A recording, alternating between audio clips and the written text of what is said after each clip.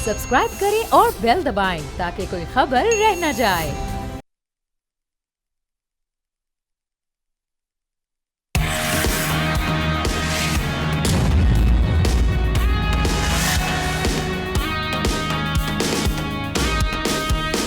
अस्सलाम वालेकुम नाज़रीन, न्यूज़ पंच में आपको खुशामदीद कहेंगे। मैं हूं आपकी मेज़बान सहरिश ज़ुहैब। नाज़रीन, आम इंतख़ाबात 2024 के नतीजे में बनने वाली सिंध असम्बली के नौमुंतखब अरकान ने बतौर कानून साज हलफ उठा लिया है। स्पीकर आगा सिराज तुरानी ने अरकानी असम्बली से हलफ लिया है। हलफ बर्दारी के दौरान अपोजिशन रहनुमाओं ने शदीद एहतजाज किया और नारेबाजी की है। सिंध असम्बली में 148 अरकान ने हलफ उठाया है। PTI के हिमायत याफ्ता आज़ाद उम्मीदवारों ने नहीं हलफ लिया, वो नहीं पहुंचे। इसके अलावा जमात इस्लामी और GDA अरकान भी हलफ लेने नहीं आए हैं। अपोजिशन के 13 अरकान असम्बली हलफ बर्दारी में शरीक नहीं हुए। अगर देखा जाए तो पीपल्स पार्टी तनहा सबसे मजबूत सूबाई जमात बन चुकी है। और कल बिलावल भुट्टो ने सिंध असम्बली में पीपल्स पार्टी की पार्लिमानी पार्टी के इजलास से खिताब भी किया और उनकी जानिब से दावा किया गया कि सिंध हुकूमत की कारकर्दगी तमाम सूबों और विफाक से बेहतर होगी। अब सवाल ये है कि क्या ऐसा मुमकिन हो सकेगा? तीसरी बार वज़ीर आला सिंध बनने वाले मुराद अली शाह क्या सिंध के मसाइल हल कर पाएंगे?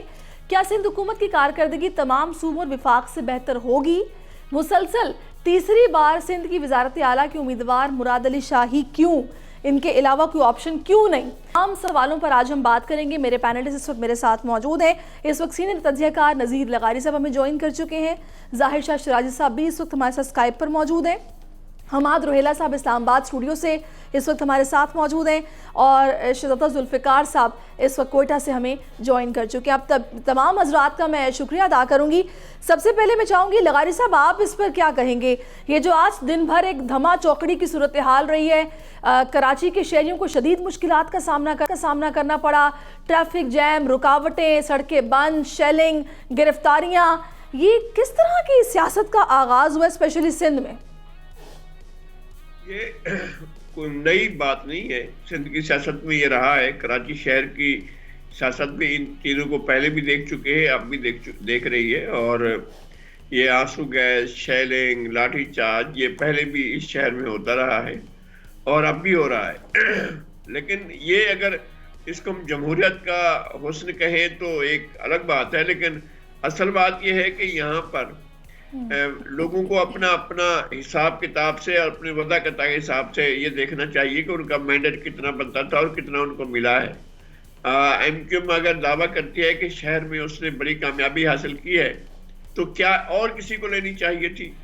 और कौन थे जिनको शहर में इतनी बड़ी कामयाबी लेनी चाहिए थी? इतनी उनका राइट बनता था या उनका हक बनता था या उनके हक पर डाका डाला गया है? ये शिकायत किसको हो सकती है? जमात इस्लामी को या PTI को? यानी डॉक्टर नईमुर रहमान को और हलीम आदिल शेख को क्या वो हिसाब लगा सकते हैं कि उन्होंने शहर में डिलीवर क्या किया है? और शहर में उनका PTI की जो पिछली हुकूमत रही है और उससे पहले जमात इस्लामी के भी कई अदवार रहे हैं, शहर को क्या मिला है? और शहर में अब जो इंफ्रास्ट्रक्चर बन रहा है, जिस तरह से यूनिवर्सिटी रोड पर डेवलपमेंट का एक काम हो रहा है, बड़ा काम हो रहा है, और उससे पहले जो गुलिस्तान जौहर मोड़ पर जो काम हुआ और जौहर चुरंगी पर जो काम हुआ है और दीगर इलाकों में जो काम हो रहे हैं, ज़ाहिर काम तो हो रहे हैं ना, जो शहर के लोग देख रहे हैं। शारा फैसल को जो इस काबिल बनाया गया है कि वो लोग उस पर सफ़र कर सकें, पहले तो वहाँ सफ़र भी नहीं कर सकते थे। तो इस शहर में काम हो रहा है और लोगों ने काम के एतबार से वोट दिया है, लेकिन उस काम की एक हद तक बुनियाद मुस्तफा कमाल साहब के दौर में रखी गई थी। अब PTI अपना पीपल्स पार्टी के जो हैं मुर्तज़ा वहाब वो भी काम कर रहे हैं। तो जमात इस्लामी शहर में अपना हिस्सा डालेगी, ज़रूर अपना मैंडेट भी लेगी, लेकिन ये ऐसा नहीं है कि ऐसा शहर में पहले नहीं हुआ। पहले भी ऐसा होता रहा है और अब भी ऐसा ही हो रहा है। सही। अच्छा, मैं ज़ाहिर साहब आपकी तरफ आऊँगी। ठीक है, इस पर लगारी साहब ने ये बात की है, कोई नई बात नहीं है। इससे पहले भी ये हालात व वाक़यात हमने देखे, इसी मुल्क में मुख्तलिफ शहरों में देखे गए हैं। लेकिन ज़ाहिर साहब जो अभी ये बिलावल भुट्टो ज़रदारी ने प्रेस कॉन्फ्रेंस की है जिसमें उनकी जानिब से कहा गया कि 2018 और 2024 के जो इंतखाबात हैं वो मुख्तलिफ नहीं है, एक ही जैसे हैं यहाँ और वहाँ के इंतखाबात।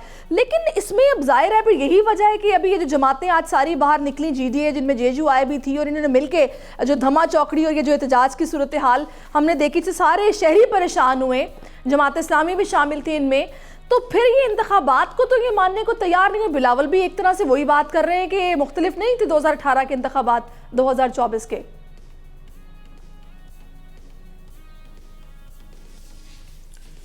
دیکھیں ایک بات تو ہمیں ضرور ماننی چاہیے کہ 2024 کے جو انتخابات ہیں وہ پاکستانی تاریخ کے سب سے ورسٹ ترین انتخابات ہیں، جس میں جیتنے والے بھی جو ہے وہ اعتراض کر رہے ہیں اور ہارنے والے بھی اعتراض کر رہے ہیں. بڑی عجیب سی بات یہ ہے کہ یہی پارٹیاں ایک دوسرے سے جیتی بھی ہیں اور ایک دوسرے پہ الزامات بھی لگا رہی ہیں. جہاں تک آپ نے کراچی کی بات کی، دیکھیں کراچی پورا پاکستان ہے اور تمام جتنی بھی پاکستان کے اندر ڈیولپمنٹ ہوتی ہے کراچی کا اس کا بڑا اثر ہوتا ہے. سیاسی جماعتوں کا احتجاج اپنی جگہ پہ، ان کے پاس ایک احتجاج کا میکینزم بھی ہے، اور میرے خیال میں اس دفعہ ہم نے دیکھا کہ جو جماعتیں ہاری ہیں ان کا رونا دھونا اپنی جگہ پہ. جو جیتی ہوئی جماعتیں وہ بھی آپ دیکھ سکتے ہیں نہ تو وہ خوش ہیں اور نہ جو ہے وہ مطمئن نظر آتی ہیں. اور اس پہ ایک بڑی وجہ یہی ہے کہ انہیں بھی پتہ ہے کہ وہ الیکشن جیتے ہیں یا نہیں. لیکن ایک جو بدقسمتی کی بات ہے، آپ کسی بھی پارلیمنٹ کے اندر جاتے ہیں اور آن اوتھ اللہ تعالیٰ کو حاضر ناظر جان کے آپ اوتھ لیتے ہیں کہ آپ پاکستان اور پاکستان کے لوگوں کے ساتھ مخلص رہیں گے، پاکستان کے قانون کی جو ہے وہ آپ پاسداری کریں گے. تو سوچنے سمجھنے کی بات یہ ہے کہ آیا اتنے پڑھے لکھے لوگ اگر واقعی وہ دھاندلی سے گئے ہیں اسمبلیز کے اندر اور وہ اللہ کو حاضر ناظر جان کر ایک اوتھ اٹھاتے ہیں، تو لغاری صاحب اگر میری تصحیح کریں تو کیا یہ ایتھیکلی ٹھیک ہے؟ کیا یہ ہماری شرعی لحاظ سے ٹھیک ہے کہ نہیں؟ ان کے حساب سے سیاست میں ساری چیزیں جائز ہیں. دوسری بات آپ جو کریں کہ احتجاج اور بالکل ایک کانفلکٹ کی جو سیاست ہے، میرے خیال میں اس کو ختم ہونا چاہیے. بے شک اگر دھاندلی ہوئی ہے تو اس کے میکینزم ہے، آپ اس میکینزم کے اوپر جائیں. اگر ریمیڈی ملتی ہے تو ٹھیک ہے، اگر نہیں ملتی، کیونکہ اب دیکھیں آج آپ نے دھاندلی کا الزام لگایا، کل آپ یہ ایکسپیکٹ کرتے ہیں کہ صبح صبح آپ کو جو ہے وہ اس کو ریکٹیفائی کر دیا جائے گا. پہلے تو دھاندلی ہونی نہیں چاہیے تھی، اور بالکل دھاندلی نہیں، دھاندلا ہوا ہے. پیپلز پارٹی بھی کہہ رہی ہے، JUIF بھی کہہ رہی ہے، PMLN بھی کہہ رہی ہے، اور PTI تو پہلے ہی کہہ رہی ہے کہ ان کا مینڈیٹ چرایا گیا ہے. تو میرے خیال میں ان کے جو اعتراضات اپنی جگہ پہ، ایک بات ضرور ذہن میں رکھنی چاہیے کہ جو مقتدر ادارے ہیں، الیکشن کمیشن ہے، سپریم کورٹ آف پاکستان ہے، پاکستان کی عدالتیں ہیں، انہیں بھی سب کچھ نظر آ رہا ہے. لیکن میں یہاں پر نا ظاہر صاحب میں جاؤں گی، پاکستان بچانا ہے یا ہم نے زبردستی کسی کو ٹھیک ہے. میں ظاہر صاحب جاؤں گی روہیلا صاحب کی طرف. روہیلا صاحب مجھے کیا بتائے گا کہ ہم کہتے ہیں جمہوریت کا حسن ہے جب اس طرح سے جماعتیں احتجاج کرتی ہیں یا پھر اپنے حق کے لیے سڑکوں پر نکلتی ہیں، لیکن جو اذیت اس جمہوریت کے حسن میں شہریوں کو ملتی ہے اس کی بات کوئی نہیں کرتا. بلاول نے یہ بھی کہا کہ جماعتیں احتجاج اس لیے کر رہی ہیں کہ مزید دھاندلی ہوتی. آپ سمجھ رہے ہیں میری بات؟ جی میں سن رہا ہوں آپ کی بات. آپ کا سوال بہت اچھا ہے. بدقسمتی سے ایسا لگتا ہے ہماری تاریخ کو دیکھ کے کہ اس ملک کی قسمت میں شاید، اس ملک کے شہریوں کی قسمت میں شاید آنسو گیس، لاٹھی چارج اور ٹریفک جیمز لکھ دیے گئے ہیں، اور شاید ہم اب اس کو ہم اس کو کچھ حد تک ایکسیپٹ بھی کر چکے ہیں.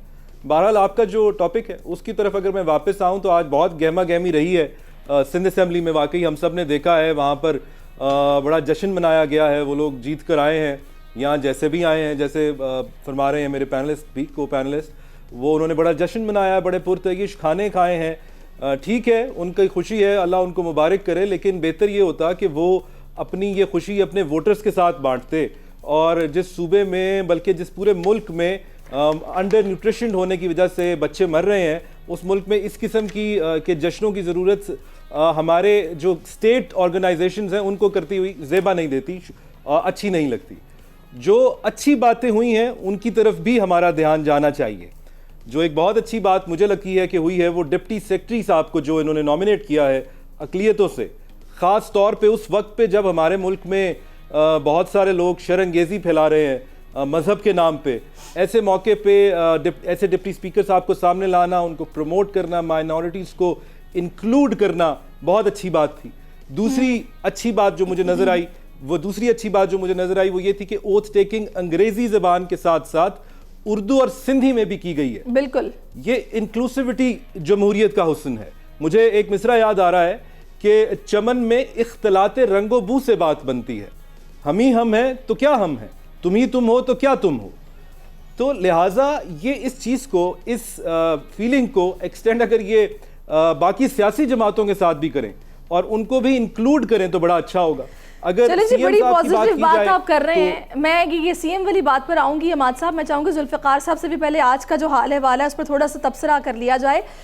ذوالفقار صاحب، آپ کیا سمجھتے ہیں یہ جمہوریت کا حسن جو کہ ہمیں سڑکوں پر پھر نظر آتا ہے آپ کے خیال میں یہ درست طریقہ کار ہے یا پھر یہ طریقہ کار درست نہیں ہے جو کہ آج ہوا؟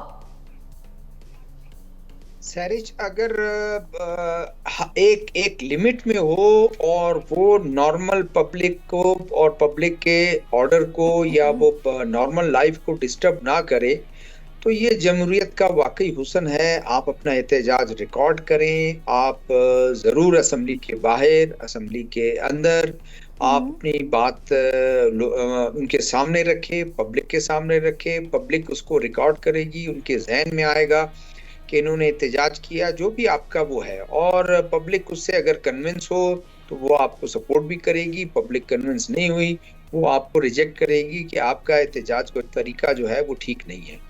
لیکن احتجاج ایک مخصوص ٹائم کے لیے ہوتا ہے کہ جس میں آپ اپنا ایک احتجاج ریکارڈ کراتے ہیں، اپنی بات کو سامنے رکھتے ہیں، کافی ہو جاتا ہے. اس کے بعد اگر آپ بالکل ہی یہ کر لیں کہ ایک گیٹ بند کر دیں، روڈ بند کر دیں، شہریوں کے لیے مسائل پیدا کریں اور اس کے بعد ایک نارمل لائف کو اس کو آپ وہ کریں تو شاید پھر بہت زیادہ مشکلات لوگوں کے لیے ہوتی ہیں. اور پھر لوگ گورنمنٹ کی طرف دیکھتے ہیں، ایڈمنسٹریشن کی طرف دیکھتے ہیں کہ وہ کیا وہ کرتے ہیں. تو احتجاج اس حد تک تو بالکل ٹھیک ہے کہ ان کو کرنا چاہیے، ان کو وہ بھی اپنا ممبر آئے ہیں.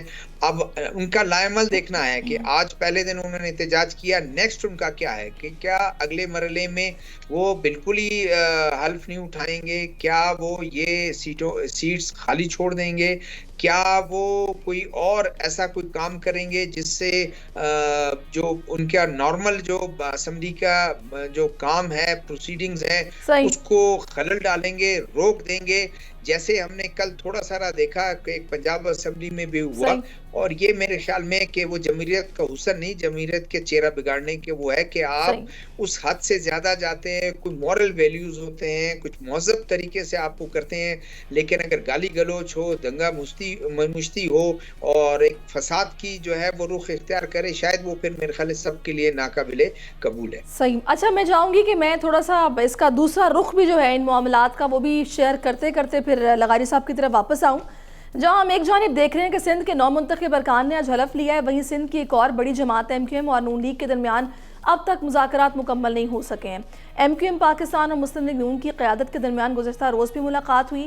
مسلم لیگ نون نے ایم کیو ایم کو گورنر سندھ سے متعلق یقین دہانی کرا دی ہے، مگر خالد مقبول نے کہا ہے کہ ہم آئینی ترامیم چاہتے ہیں جس پر پیپلز پارٹی راضی نہیں ہے. تو پیپلز پارٹی ترامیم سے انکار کی وجہ بتائے. خالد مقبول نے یہ بھی الزام عائد کیا کہ کراچی، حیدرآباد اور نواب شاہ کو دشمن شہر سمجھا جاتا ہے. اب سوال یہ کہ کیا نون لیگ اور پیپلز پارٹی اتحاد کے بعد متحدہ مشکل میں پھنس گئی ہے؟ کیا ایم کیو ایم آئین ترامیم کا مطالبہ کھٹائی میں پڑتا ہوا نظر آ رہا ہے؟ میں اس پر لغاری صاحب آپ کی طرف آؤں گی. ابھی بلاول نے ابھی پریس کانفرنس میں کہا ہے کہ جی ہم بلیک میل نہیں ہوں گے، ہمیں اس طریقے سے بلیک میل نہیں کیا جا سکتا جھوٹے الزامات لگا کر. یہ جو دشمنی کی بات کی ہے نا شہروں سے، کراچی، حیدرآباد اور نواب شاہ سے، انہوں نے کہا اس طرح بلیک میل نہیں آپ کر سکتے. تو ذرا اس سوال کا جواب دیجیے گا کہ یہ وزیر اعلیٰ سندھ مراد علی شاہ یہ کر پائیں گے ان معاملات کو حل، اور یہ جو مطالبات کیے جا رہے ہیں آپ کو پورے ہوتے دکھائی دے رہے ہیں؟ مطالبات کیا ہیں؟ مطالبہ یہ ہے کہ یہ معاملات کو واپس لے جانا چاہتے ہیں وفاق میں. اصل مسئلہ ہے 18ویں ترمیم کا.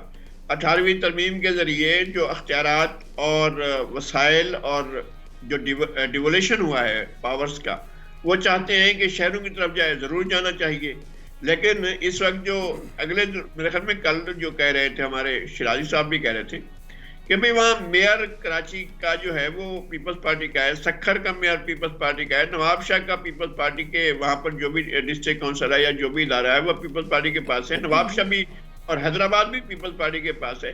تو آپ کے لیے کیا ایشو ہے؟ آپ کس کے لیے مانگنا چاہ رہے ہیں؟ کیونکہ تمام علاقوں میں پاکستان سندھ بھر میں تو جتنے بھی ادارے ہیں سب پیپلز پارٹی کے پاس ہیں، بلدیاتی ادارے.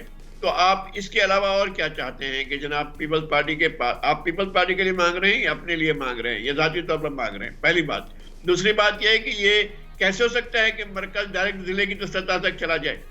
تو اس کا مطلب یہ ہوا کہ صوبے کو آپ بیچ میں سے نکال دینا چاہتے ہیں.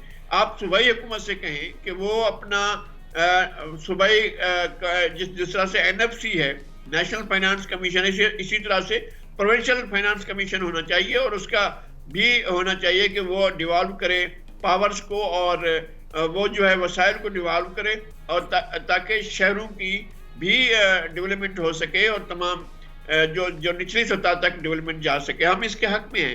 لیکن یہ جو وفاق کو دعوت دینا کہ جناب وفاق آئے اور سارے اختیارات کو مرکز میں لے جائے اور کسی دانیال عزیز کو بٹھا دے. سر وفاق کو لغاری صاحب آنے تو دیں. مجھے تو یہ سمجھ نہیں آ رہی کہ ان جماعتوں کو اتنی جلدی کس بات کی ہے کہ وہ معاملات جو کہ ان کی نظر میں کنٹروورشل ہیں یا جن پر ان کے ذہنوں میں کوسچن مارک ہیں، ادارے موجود ہیں، پہلے جائیں جا کے ان سے بات کریں، وہ کوئی حل نکالیں، اس کے بعد آپ مطالبات بھی کریں، وفاق بننے تو دیں پراپرلی. کیا کہتے ہیں روہیلا صاحب؟ جی آپ ٹھیک کہہ رہی ہیں، یہ صحیح بات ہے. ان کو تھوڑا صبر کرنا چاہیے. لیکن اگر آپ یہ دیکھیں تو ان کا یہ معاملہ اور یہ ان کی جو ڈیمانڈ ہے یہ کوئی نئی تو نہیں ہے. انہوں نے اپنے مینیفیسٹو میں یہ کانسٹیٹیوشنل امینڈمنٹ پروپوز کی ہے اور انہوں نے الیکشن کہا جائے اگر کہہ سکتے ہیں. ویسے تو ہمارے ملک میں مینیفیسٹو کے اوپر تو الیکشن لڑے ہی نہیں جاتے. یہاں پر تو جذبات کے اوپر اور نعروں کے اوپر اور جنگی نعروں کے اوپر الیکشن لڑے جاتے ہیں اور بدقسمتی سے ووٹ بھی اس پہ ہی پڑ جاتا ہے. لیکن اگر آپ مینیفیسٹو ان کا نکال کے دیکھیں ایم کیو ایم کا، تو انہوں نے تو کانسٹیٹیوشن میں مینیفیسٹو میں بھی یہ بات کی ہے کہ کانسٹیٹیوشنل امینڈمنٹ کی جائے. اور اگر آپ پیپلز پارٹی کا مینیفیسٹو دیکھیں تو انہوں نے بھی اپنے کانسٹیٹیوشنل پارٹ میں یہ لکھا ہے کہ 18th امینڈمنٹ کو ہم آگے ایکسپینڈ کریں گے.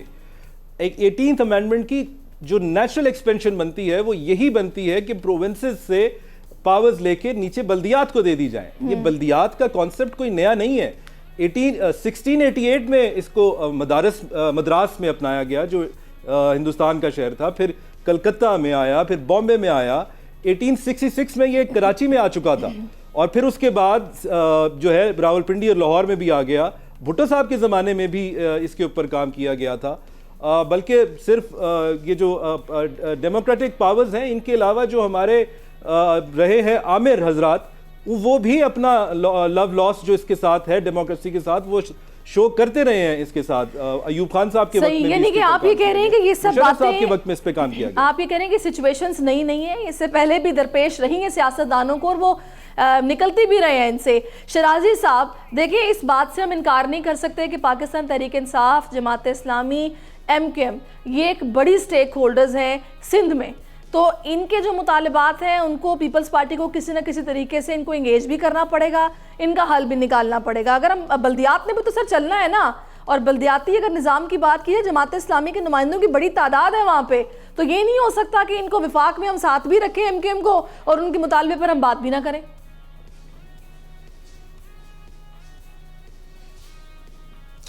دیکھیں میرے خیال میں جی پاکستان کے اندر جو ڈیموکریٹک نظام ہے، آپ یہ بتائیں کہ پارلیمنٹیرینز کا کام ملک کے لیے قانون سازی کرنا ہے اور ایسے قوانین بنانا ہے جو کہ اوورآل ایک ایڈمنسٹریٹو سٹرکچر کو چلائیں گے. اگر ہمارے ہاں ہمارے جو پولیٹیشینز ہیں یا پارلیمنٹیرین ہیں وہ سارا دن آپ کے ڈیولپمنٹ فنڈ کے اوپر لڑتے رہتے ہیں.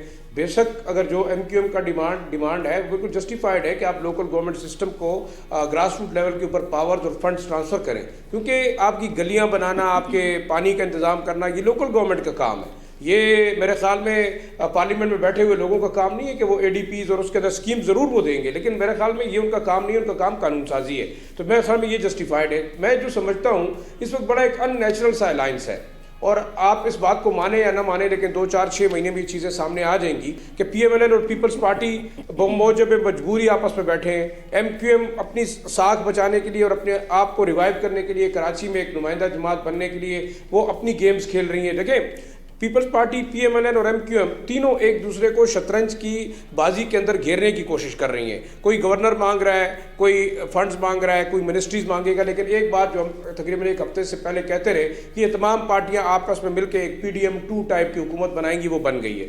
اب دیکھنا یہ ہے کہ ان کے انٹرسٹ کا کنفلکٹ کرتے ہیں. میرے خیال میں یہ وہ جماعتیں ہیں کہ جو ہمیشہ اپنے مفادات کے لیے بات کرتی ہیں، یہ پاکستان کے لیے بات نہیں کر رہی.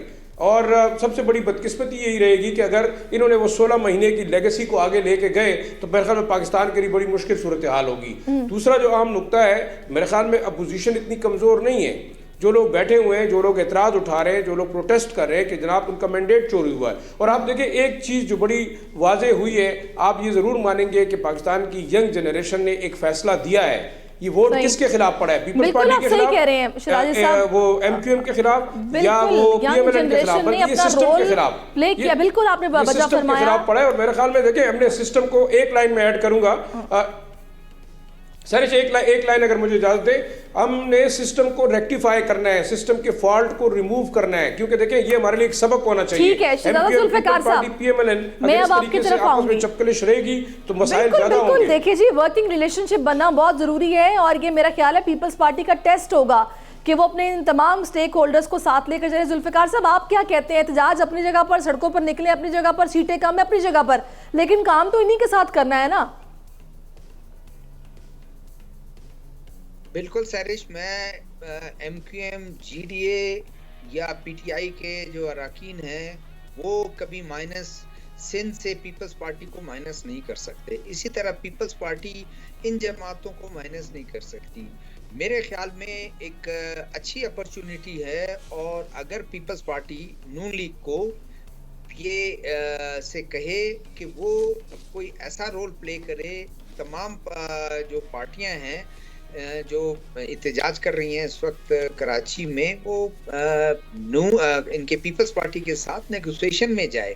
ہوتا یہی ہے نیگوسیشن میں، جو چیزیں جب سٹیکس بڑے ہائی ہوتے ہیں، ڈیمانڈز بہت ہائی ہوتی ہیں، وہ بات کریں گے کہ 10 ڈیمانڈز میرے ہیں، پیپلز پارٹی کہے گی ہم 10 میں سے کسی کو نہیں مانیں گے. لیکن جب آپ گفتگو کریں گے، جب آپ بیٹھیں گے، تو گفتگو میں ضروری یہ ہوتا ہے کہ 5 کچھ لوگ کچھ 2 ضروری، اور سارے مسائل آپ ایٹ ونس حل بھی نہیں کرا سکتے ہیں. تو میرے خیال میں سندھ کے امن کے لیے، سندھ کا سب سے بڑا شہر ہے کراچی، کراچی کے امن کے لیے بہتر ہے کہ وہاں پیپلز پارٹی بھی ایک مضبوط سٹیک ہولڈر ہے، وہاں پر جماعت اسلامی بھی مضبوط سٹیک ہولڈر ہے، وہاں پر ایم کیو ایم جو ہے وہ مضبوط سٹیک ہولڈر ہے، وہاں پر پی ٹی آئی بھی جو ہے وہ ایک سٹیک ہولڈر ہے اس کی.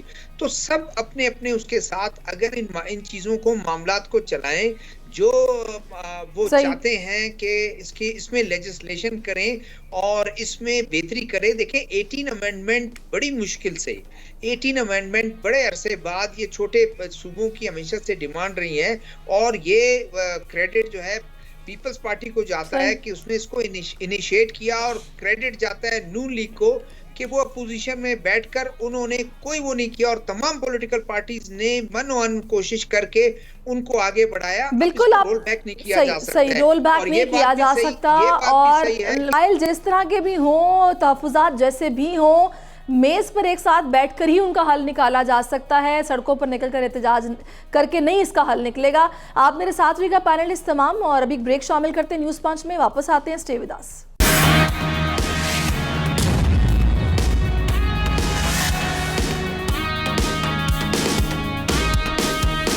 جی ویلکم بیک ناظرین. ہم بات کر رہے ہیں اب خیبر پختونخوا اسمبلی کے حوالے سے، جس کے لیے وزارت اعلیٰ کے حوالے سے بھی بات ہو رہی ہے، اور وزیر اعلیٰ ہاؤس سے گورنر ہاؤس کو سمری بھی موصول ہو گئی ہے. وزیر اعلیٰ ہاؤس سے بھجوائی گئی سمری کے مطابق کے پی کے اسمبلی کا اجلاس 28 فروری کو متوقع ہے، مگر سمری کے بعد گورنر خیبر پختونخوا ہی اجلاس بلانے کی تاریخ دیں گے. سمری رات 8 بجے کے بعد گورنر سیکریٹریٹ کو موصول ہوئی، تاہم اس وقت تک گورنر ہاؤس کا سٹاف جا چکا تھا. ذرائع نے یہ بتایا کہ گورنر خیبر پختونخوا حاجی غلام علی اس وقت اسلام آباد میں موجود تھے، اور آج پشاور پہنچ کر کسی بھی وقت سمری پر دستخط کر دیں گے. پھر ہم یہ بھی دیکھ رہے ہیں کہ الیکشن کمیشن نے خیبر پختونخوا اسمبلی کے لیے 5 مخصوص نشستوں پر خواتین ارکان کا نوٹیفیکیشن جاری کر دیا ہے. نوٹیفیکیشن کے مطابق جے یو آئی ایف اے اور مسلم لیگ نون کو 2 اور پیپلز پارٹی کو 1 نشست مل گئی ہے. اب سوال یہ ہے کہ کیا خیبر پختونخوا اسمبلی کا اجلاس 28 فروری کو ہو سکے گا؟ سنی اتحاد کونسل کی مخصوص نشستیں الیکشن کمیشن میں زیر سماعت کیس کے فیصلے تک روکی گئی ہیں. وہ نشستیں کس کے حصے میں آئیں گی؟ سنی اتحاد کی درخواست پر آئندہ ہفتے تک فیصلہ نہ ہونے پر نشستیں دیگر پارٹیوں کو جائیں گی. اسی پر بات کرنے کے لیے پہلے میں شراجی صاحب آپ کی طرف آ جاتی ہوں. مجھے یہ بتائیے گا، یہ سنی اتحاد والوں نے لسٹیں کیوں نہیں دیں؟ کیوں یہ لا علم رہے؟ اور اب الیکشن کمیشن اس حوالے سے کیا سوچ رہا ہے؟ کوئی خبر اندر کی اگر آپ کے پاس ہے تو دے دیں.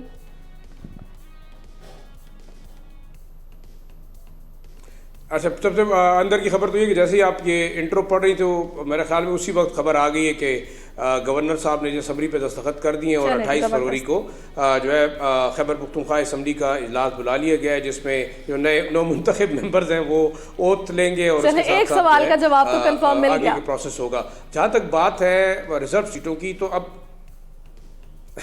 جی ایک سوال کا کنفرم مل گیا۔ اچھا دوسرا جو سنی اتحاد نے جمع نہیں کرائی، میرے خیال میں سنی اتحاد کو اتنا ایکسپیکٹیشن نہیں تھا کہ ان کے ساتھ اتنے لوگ شامل ہوں گے اور وہ جو ہے 90-91 سیٹیں ان کی ہوں گی، جس کے بعد وہ لسٹ جمع کرائیں گے۔ لیکن دیکھیں ٹیکنیکل چیز یہ ہے کہ اس وقت تقریباً 7 خواتین کا نوٹیفیکیشن جاری کر دیا گیا ہے، جس میں 3 کا تعلق پی ایم ایل این سے، 3 کا جو ہے JUIF سے، ایک پیپلز پارٹی سے اور PTI پارلیمنٹیرینز کی بھی ایک خاتون کو جو ہے ان کا نوٹیفیکیشن جاری کر دیا ریزرو سیٹ۔ اب جہاں تک تقریباً یہ 90-91 سیٹیں ہیں جو کہ ہم ان اتحادیوں کی ہیں جو سنی اتحاد میں شامل ہوئے، جو تحریک انصاف کے پارٹی لیس جو ممبرز تھے، اور اب 90 سیٹوں کے اوپر ان کو 4.5 کی پروپورشن سے خواتین کی ریزرو سیٹ ملنی ہے۔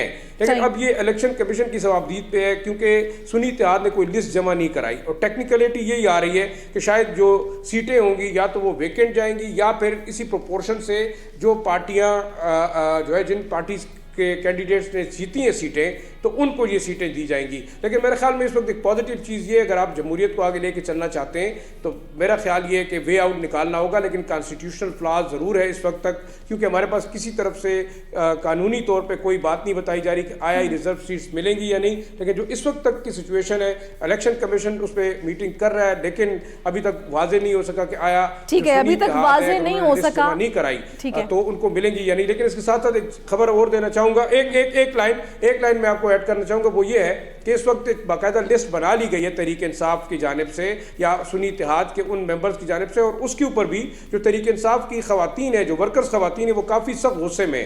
اس کی وجہ یہ ہے کہ پھر ایک بات بندر بانٹ ہو رہی ہے، جو PTI کی لیڈرشپ ہے سنی اتحاد میں جو شامل ہے، وہ اپنی من پسند خواتین کو جو ہے یہ ریزرو سیٹ پہ لانا چاہ رہی ہے، جس کی وجہ سے کافی زیادہ اشتعال پایا جاتا ہے، اور یہ تمام پروپوزل جائے گی عمران خان صاحب کے بعد، اس کے بعد فیصلہ ہوگا۔ لیکن بالکل جو تحریک انصاف کے انٹرنل لوگ ہیں ان کے اندر بڑا زیادہ غم و غصہ پایا جا رہا ہے کہ ان جو پارٹی ورکرز ہیں جو ڈیزرو کرتے تھے انہیں جو ہے وہ شامل نہیں کیا گیا اس وقت تک ابھی تک اس لسٹ کے اندر۔ جی صحیح، میں سمجھ گئی۔ لغاری صاحب اب آپ کی طرف آئیں گے، ظاہر ہے آپ نے کئی ایسے دیکھے نشیب و فراز جو کہ جماعتوں کی سیاست میں آتے رہے ہیں پچھلے کئی ادوار میں، تو مجھے یہ بتائیے گا یہ کیا ضائع ہو جائیں گی سیٹیں، خالی رہ جائیں گی؟ یہ سنی اتحاد کونسل والوں کو ملیں گی؟ کتنی ملیں گی، نہیں ملیں گی؟ آپ کا تجربہ کیا کہتا ہے؟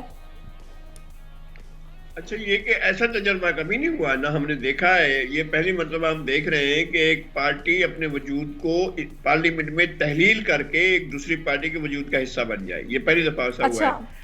انہیں ایسا اپنے وجود کو برقرار رکھنا چاہیے تھا، ان کی اپنی پارٹی موجود تھی، اور اگر ایک وجہ سے وہ اپنا وجود برقرار نہیں لے سکے یا نشان نہیں لے سکے، محض اس وجہ سے جو ہے انہیں دوسری پارٹی کو آپ کرنے کی بجائے اپنی پارٹی میں اپنے پارٹی انٹر الیکشن کروا رہے ہیں نا، آپ کروا لیتے آپ، اور ان سے آپ اپنا پریشر رکھتے ہیں کہ جناب ہم اپنی پارٹی کے جو ہے ارکان کو، اپنی پارٹی کی خواتین مخصوص نشستوں پر اپنی پارٹی کے ارکان لائیں گے۔ اب کیا ہوا ہے کہ اب یہ آپ شامل ہو گئے سنی اتحاد کونسل میں۔ اب آپ سنی اتحاد کونسل سے اگر آپ واپس جاتے ہیں PTI کی طرف، چونکہ آپ PTI کے پارلیمنٹ اس کے الیکشن کروا رہے ہیں، انٹرا پارٹی الیکشن کروا رہے ہیں، جب یہاں سے آپ اس طرف کو جائیں گے تو آپ کے لیے بہت بڑی مشکلات کھڑی ہو جائیں گی۔ جو مخصوص سیٹیں اگر آپ کو سنی اتحاد کونسل کی مان لی جائیں اور ان کو دے دی جائیں، اور میری گزارش بھی ہوگی کہ ایسا راستہ نکالا جائے کہ یہ سیٹیں انہیں ملیں۔ ایسا نہیں ہے کہ پنجاب میں، خیبر پختونخوا میں، قومی اسمبلی میں جہاں ان کی واضح طور پر بڑی تعداد میں خواتین کی سیٹیں بنتی ہیں، اقلیتوں کی سیٹیں بنتی ہیں، تو ان کو خالی نہیں چھوڑا جا سکتا ہے، نہ وہ کسی دوسرے کو لاٹ کی جا سکتی ہے۔ یہ تو کوئی بات نہ ہوئی کہ 3 سیٹیں ملی ہیں مسلم لیگ نون کو، کہیں کہ نہیں ہم آپ کو اور بھی 5 سیٹیں اور دے رہے ہیں ہم آپ کو، اور پیپلز پارٹی کو کہیں آپ کو 1 سیٹ ملی، ہم 3 سیٹیں اور بھی آپ کو دے رہے ہیں۔ یہ کہاں سے ہوگا؟ کون سا انصاف ہوگا؟ کس طرح سے آپ کریں گے؟ جو سیٹیں ہیں PTI کی اور جو ان نے سنی اتحاد کونسل میں جا کر شامل ہو گئے، تو سنی اتحاد کونسل کے ہی ارکان ہوں گے، ان کے حساب سے ان کو سیٹیں ملنی چاہیے، اور یہ ان کا اعلان کر دیا جائے کہ جناب جو وہ لسٹ جمع کریں اس لسٹ کو مان لیا جائے۔ لیکن ہوگا کیا پھر؟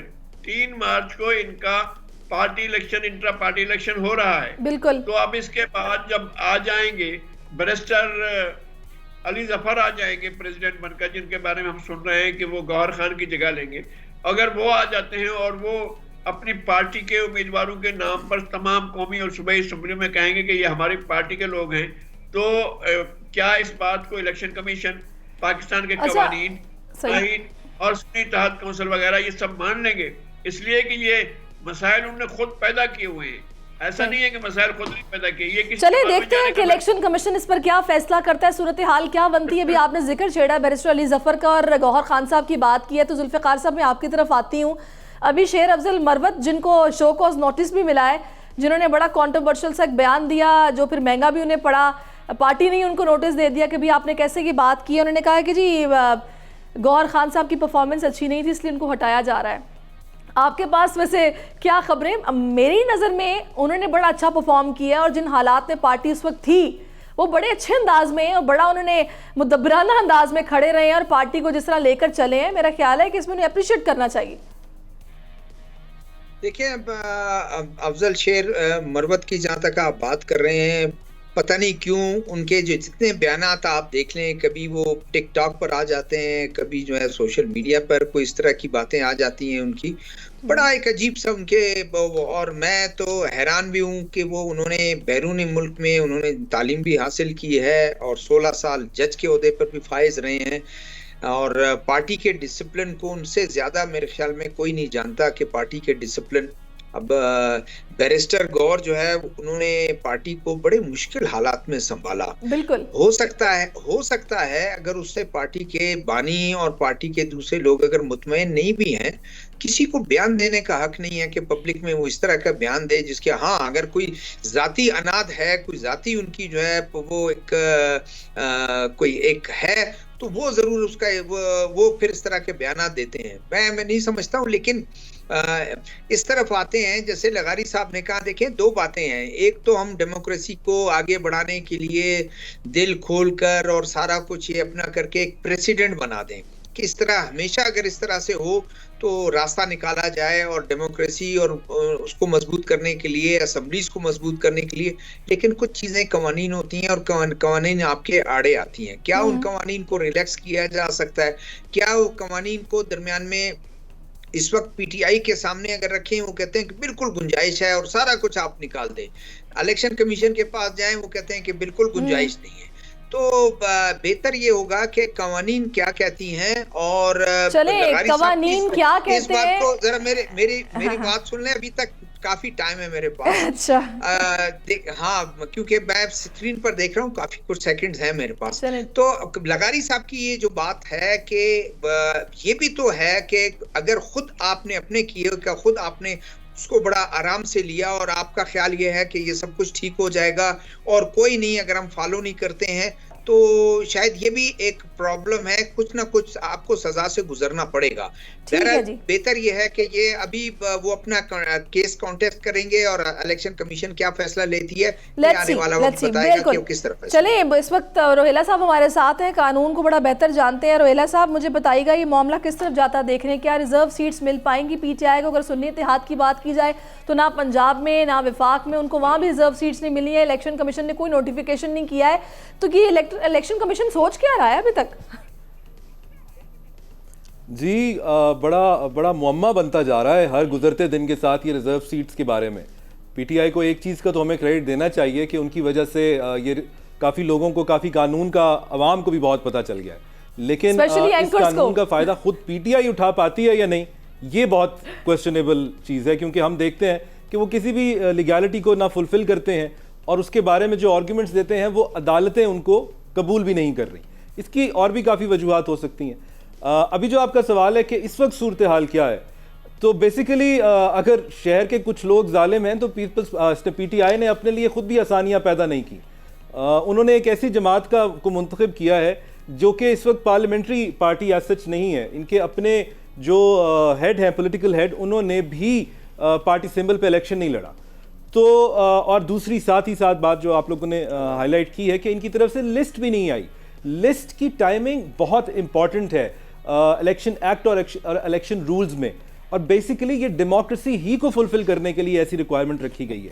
वो रिक्वायरमेंट ये है कि आपने ये लिस्ट अपने जब नॉमिनेशन पेपर्स वगैरह फाइल हो रहे होते हैं, जो इलेक्शन की کی طرف سے ایک اسکیجول آ جاتا ہے تو اس کو فالو کرتے ہوئے اس ڈیڈ لائن سے پہلے جمع کرانی ہے، تاکہ اس کی ایک ریزن تو یہ ہے کہ اسکروٹنی کی جا سکے ان کینڈیڈیٹس کی جن کو آپ یہ ریزرو سیٹس دینا چاہتے ہیں کہ وہ فلفل بھی کرتے ہیں کرائٹیریا یا نہیں کرتے، اور دوسرا ایک اس کو آپ انڈائریکٹ الیکشن بھی کہہ سکتے ہیں کہ عوام کو بھی پتہ چلے کہ آپ اپنے بہن بھائیوں اور اپنے جو ہے بلو آئیڈ لوگوں کو، جیسے شیرازی صاحب فرما رہے تھے کہ ابھی ہو رہا ہے کے پی میں، ان لوگوں کو تو صرف آپ یہ فائدہ نہیں دے رہے اور آپ کیا میرٹ پہ یہ کام کر رہے ہیں یا نہیں کر رہے.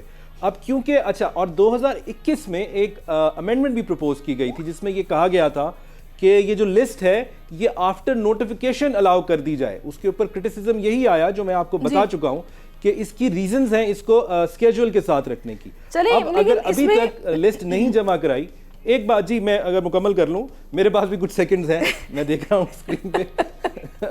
چلے جی، تو میں گزارش یہ کر رہا تھا اگر انہوں نے لسٹ جمع نہیں کرائی تو لسٹ جو ہے، جی میں بالکل ختم کر رہا ہوں، لسٹ کا ایشو یہ ہے کہ لسٹ انہوں نے ابھی تک جمع نہیں کرائی اور قانون مینڈیٹری ریکوائرمنٹ دیتا ہے کہ اس کو آپ پہلے جمع کرائیں، اور اگر آپ نے جمع کروا دی ہے تو آپ اس کو چینج نہیں کر سکتے ان آرڈر آف پریورٹی بھی آئدر. آپ صرف اور صرف ایک ہی طریقہ کار میں اس کو ایڈ کر سکتے ہیں جب وہ لسٹ ایگزاسٹ ہو گئی. چلیں جی ٹھیک ہے، آپ کا پوائنٹ آ گیا. مجھے یہ ڈر ہے عام طور پر لڑ پڑتے ہیں، آج لگتا ہے کہ مجھ سے نہ لڑ پڑیں، تو مجھے اصل میں ایک اور سٹوری کو بھی کور کرنا ہے، اس لیے میں چاہ رہی تھی کہ جلدی ٹیک آ جائے اور میں آگے بڑھوں. سیاسی میدان میں جناب صورتحال کچھ اس طرح سے کہ آصف علی زرداری نے چیئرمین سینٹ کے عہدے پر بھی بڑا سرپرائز دینے کا فیصلہ کر لیا. چیئرمین سینٹ کے لیے یوسف رضا گیلانی کے بجائے ڈارک ہارس نام سامنے آ رہا ہے اور انوار الحق کاکڑ صاحب کو چیئرمین سینٹ بنانے کی قیاس آرائیاں ہو رہی ہیں. کیا واقعی ایسا ہونے جا رہا ہے، اس پر بات کرتے ہیں. پہلے میں ذوالفقار صاحب آپ کی طرف آتی ہوں کہ آپ بڑے موضوع شخصیت ہیں، آپ بیٹھے بلوچستان میں ہوئے ہیں، کوئٹہ میں سارے فیصلے ہوتے ہیں. ذرا مجھے بتائیے گا اندر کی خبریں کیا ہیں، کاکڑ صاحب کے حوالے سے سوچا جا رہا ہے اور یہ فیصلہ کتنا کارگر ثابت ہونے والا ہے؟ دیکھیں کاکڑ صاحب کی بالکل کافی برائٹ ان کے وہ ہیں کہ اس سبکدوش ہونے کے بعد یہاں سے وہ ان کو کوئی عہدہ دے، اور زیادہ باتیں یہی چل رہی ہیں کہ وہ جائیں گے چیئرمین سینٹ کے عہدے پہ. اور چیئرمین سینٹ کا عہدہ اگر تو پیپلز پارٹی زرداری صاحب نے ملٹری اسٹیبلشمنٹ سے کوئی اچھا انہوں نے بارگیننگ کر لیا، کیونکہ زرداری صاحب یہ عہدہ ویسے نہیں جانے دیں گے، ویسے نہیں انہوں نے دے دینا ہے، انہوں نے ضرور اس کے بدلے جو ہے کچھ لینا ہوگا. تو وہ ضرور جو ہے یوسف رضا گیلانی کو بجائے یا اپنی پارٹی کے بجائے وہ ضرور ان کو انوار الحق کاکڑ کو دیں گے. اور انوار الحق کاکڑ سے جہاں تک میری شنید ہے کہ انوار الحق کاکڑ صاحب کافی قابل قبول ہیں پیپلز پارٹی کے لیے، کافی زرداری صاحب کے ساتھ ان کے تعلقات رہے ہیں نون لیگ کے لیے، اور نون لیگ بھی اس کو سپورٹ کرے گی اور دونوں پارٹیاں ان کو سپورٹ کرے گی، یہ میری شنید ہے. اب آگے یہ ہے کہ کیا اس نیگوسیشن میں کوئی چیزیں پیش رفت ہوتی ہیں نہیں ہوتی ہیں، لیکن زیادہ یہی ہے کہ وہ ان کو سوچا جا رہا ہے، کنسیڈر کیا جا رہا ہے کہ وہ چیئرمین سینٹ کے لیے موزوں ہیں، اور وہ اس کیئر ٹیکر پرائم منسٹر کے سبکدوش ہونے کے بعد ان کو یہ آفر کر دیا جائے گا. یہ ہوگا جی. میں لغاری صاحب آپ کی طرف آتی ہوں. ویسے میری نظر میں آپ سے پوچھوں گی کہ آپ متفق ہیں یا نہیں. یوسف رضا گیلانی صاحب انہوں نے بھی بڑا زبردست مطلب gracefully as a prime minister بھی وقت گزارا، اور وہ بھی بڑے ایک قداور شخصیت ہے سیاست میں ملتان سے. تو کیا وجہ ہو سکتی ہے جو زرداری صاحب کی اس کے پیچھے یقیناً کوئی نہ کوئی حکمت عملی ہے جو وہ یہ کرنے جا رہے ہیں؟ ذوالفقار صاحب نے بالکل ٹھیک کہا ہے، وہ حکمت عملی کیا ہو سکتی ہے؟ میں چاہوں گی اس پر آپ ذرا روشنی ڈالیے. میرے خیال میں کہ یہ جو جس طرح سے اشارہ کیا تھا شہزادہ ذوالفقار صاحب نے کہ اسٹیبلشمنٹ کے ساتھ کوئی اس طرح کی ڈیل ہوئی ہوگی کہ ان کو اکوموڈیٹ کرنا ہوگا کاکڑ صاحب کو. کاکڑ صاحب ویسے اپنے طور پر اپنی شخصیت کے اعتبار سے وہ بہت سی چیزوں کے لیے فلفل کرتے ہیں، ان کے اندر صلاحیت ہے، قابلیت ہے، اور ان کے اندر قبولیت بھی ہے، وہ مختلف لوگوں کے لیے قابل قبول بھی ہیں. لیکن ایک بات یہ ہے کہ اگر آپ پہلے کہہ چکے تھے یوسف رضا گیلانی کو، یوسف رضا گیلانی ایک بڑی شخصیت ہے، بالکل اس میں کوئی شک نہیں. جیسے آپ نے کہا کہ بطور وزیر اعظم ان کا ایک شاندار رول رہا ہے، اور ایک وزیر اعظم انہوں نے وزارت عظمیٰ قربان کر دی صرف اس بات پر کہ وہ افتخار چودھری چاہتے تھے کہ صدر مملکت کے خلاف خط لکھا جائے ایک دوسرے ملک کی کورٹ کو، لیکن انہوں نے وہ خط نہیں لکھا تھا چونکہ صدر مملکت کو امیونٹی ہوتی ہے، اور انہوں نے آئین کی پاسداری کی تو میرے خیال میں اگر ان سے کمٹمنٹ ہو چکی تھی تو ان کی مرضی رضامندی اور ان سے پوچھے بغیر تو اس طرح کا ارینجمنٹ نہیں ہونا چاہیے. اگر ایسے ارینجمنٹ کے لیے یوسف رضا گیلانی راضی ہیں تو بہت اچھا ہوگا. ایک دوسری بات یہ بھی سمجھی جا رہی تھی نا کہ سرائکی بیلٹ کو بالکل نظر انداز کیا گیا ہے ہر لحاظ سے. اس طرح اب جو ہے وہ گورنر کے بارے میں سوچا جا رہا ہے, یوسف اپنا مخدوم احمد محمود کے بارے میں. اب پتہ نہیں ہے کہ مخدوم احمد محمود آتے ہیں یا اپنا ہمارے چند صاحب آتے ہیں یا قاہرہ صاحب آتے ہیں. ویسے چند صاحب کے بارے میں لغاری صاحب آپ کو یاد ہے حامد میر صاحب کو انٹرویو دیتے ہوئے زرداری صاحب نے کہا تھا چند کی بات چھوڑو, اسے کچھ نہیں پتا, تو ایک کہکا بھی لگا تھا اس پر. تو خیر دو دوستوں کی گفتگو ہے, اس کو انٹرویو نہ سمجھیں آپ. صحیح, چلیں آن اے لائٹر نوٹ میرا خیال ہے یہ بات تھی. میں شراجی صاحب آپ کی طرف آتی ہوں. شراجی صاحب کیا لگ رہا ہے آپ کو, کیا یوسف رضا گیلانی ہی موسٹ فیوریٹ امیدوار رہیں گے یا پھر یہ تبدیلی جس کی ہم بات کر رہے ہیں یہ ہونے جا رہی ہے؟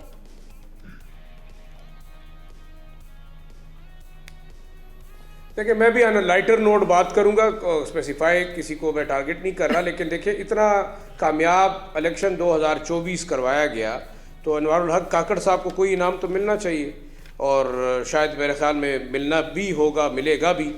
دوسرا دیکھیں آپ کو پنجاب کے جو نگران وزیر اعلیٰ تھے ان کو تو انعام ملا بھی, ان کو بھی ٹپ کیا جا رہا ہے کہ وہ فیوچر میں بڑی اہم پوسٹ پہ ہوں گے اور ان کو پی سی بی کا چیئرمین بھی بنا دیا, یہ تو ایک الگ بات ہے. لیکن دیکھیں زرداری صاحب واقعی جیسے کہ شہزادہ صاحب نے کہا, اور وہ بڑے زیادہ ویل انٹرینچڈ ہیں, ویل انفارمڈ ہے about the politics in Balochistan.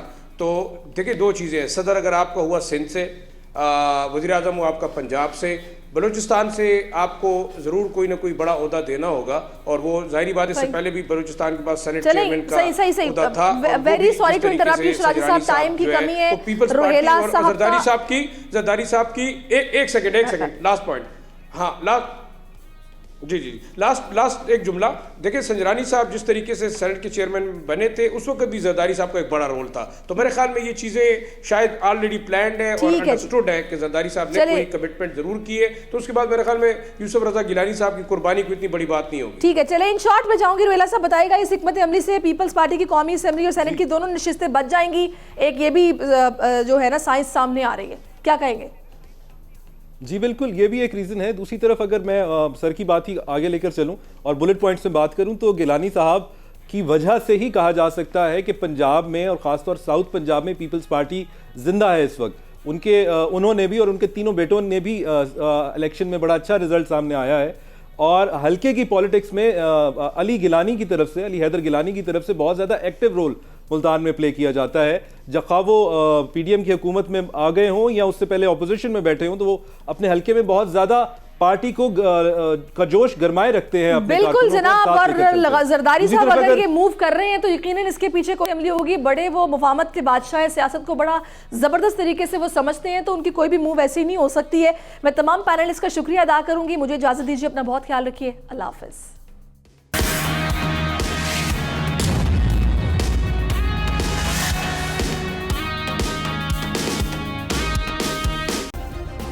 Subscribe کریں اور بیل دبائیں تاکہ کوئی خبر رہ نہ جائے.